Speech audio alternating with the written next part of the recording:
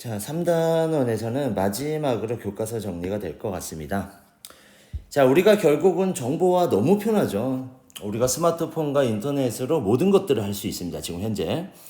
편한데 어떤 사회 문제와 어떤 방법이 있을지를 생각해 봐야겠죠. 이 해결 방법은 결국은 일반 사회에서 말하는 법이나 제도로 해결할 수 있다. 물론 그렇지만 윤리의 영역으로 해서 물론 법과 제도를 하지 않더라도 뭘 할 수 있습니까? 양심에 의거해서 우리가 지켜줄 수 있는 부분 이야기를 해야 됩니다.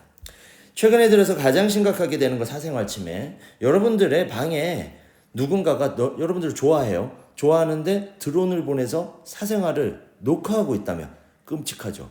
상상할 수도 없을 정도로 개인정보가 노출이 되고 있습니다.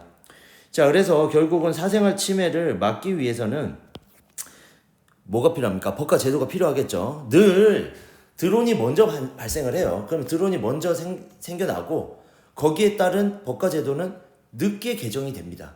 그렇기 때문에 항상 그런 것들 아노미 상태라고 하는데 사회적 혼란을 야기할 수 있다는 얘기예요.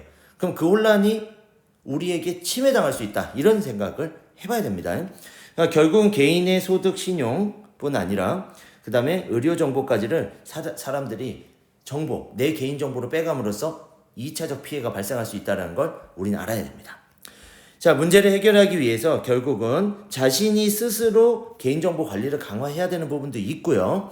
어른이 되면 이제 공인인증서와 같은 그리고 공인인증서를 이 외에도 다른 방법들로 개인정보를 관리할 필요가 있고 법적 장치를 필요하다는 얘기는 어떤 새로운 기술 혁신이 일어났을 때 법으로 그런 것들을 개인을 보호할 수 있는 것들이 빠르게 개정이 되고 빠르게 대응을 해야겠다 이런 얘기입니다. 결국은 정보통신보호법, 개인정보보호법. 근데 결국은 제도를 마련하고 법을 마련해도 거기에 어느 정도로 처벌해야 될지의 사회적 정의가 또 논란이 될 수 있습니다. 더군다나 또 마지막에는 결국은 뭡니까? 윤리적인 측면에서 안 해야겠지요, 실제로. 이게 안 해도 된다라고 생각은 하는데 법에 안 걸리잖아. 그럼 법에 안 걸리는 범위까지 할게라고 얘기하는 거는 위험하다라고 봐야지. 그래서 우리가 판단했을 때 안 하는 게 맞다라고 봐야겠죠. 자, 이제 사이버 범죄입니다. 사이버 범죄는 결국은 익명성이 제일 무섭죠. 지금 최근에 들어가지고 로그인 안 하면은 채팅을 할 수 없거나 글을 쓸 수 없거나 이렇게 돼 있는데 잘 하고 있는 거다라고 봅니다. 자, 결국은 빠른 속도로 전파됐을 때 우리가 얼만큼 문제가 될 수 있는지 밑에 보이죠. 자, 우리가 호텔 숙박권, 백화점 상품권을 물론 싸게 살라는 사람들도 잘못이지만 이것들을 사기를 치는 것도 큰 잘못이 된다는 사실. 그래서 너무 싸게만 살라 하다 보면 사람들의 속임수에 당할 수 있다는 점 여러분이 알아야 됩니다. 결국 인터넷 사기, 최근에 우리가 전화로 사기당하는 것도 많죠. 그리고 사이버 금융범죄라든가 저작권 침해 등의 사이버 범죄가 증가 정도가 아니고 폭발적 증가라고 봐야겠죠. 폭발적 증가하고 있다.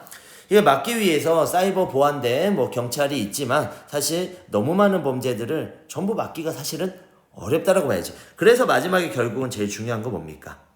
윤리적 자세가 필요하다라는 걸 우리는 반드시 알아야 된다라는 거.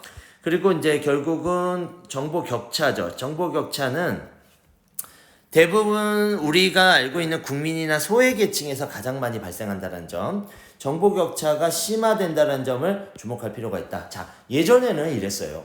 인터넷이 개발되면 우리가 서울까지 가지 않아도 내가 많은 것들을 얻을 수 있잖아. 근데 거꾸로 고급 정보는 인터넷에 없다는 사실이죠. 그럼 그 고급 정보들은 또다시 부유층들끼리 가지고 서로 독점한다는 사실, 이런 것들이 우리가 불편한 부분이다. 그리고 나서 자, 밑으로 보면 결국은 신체적으로 불편하거나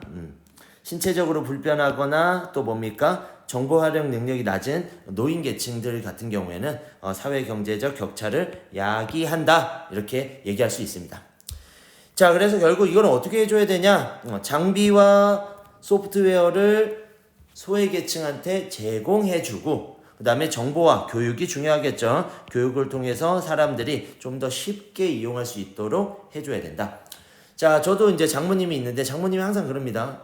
나 이거 잘 못하겠어. 아직 못 따라가겠어. 너무 나이가 들었더니 교육을 받아가지고 하는 것들이 어려워라고 얘기합니다. 그럼 이런 사람들, 이런 장모님이나 저와 이런 어른들한테는 어떻게 줘야 된다? 도움이 필요하다. 이런 얘기입니다.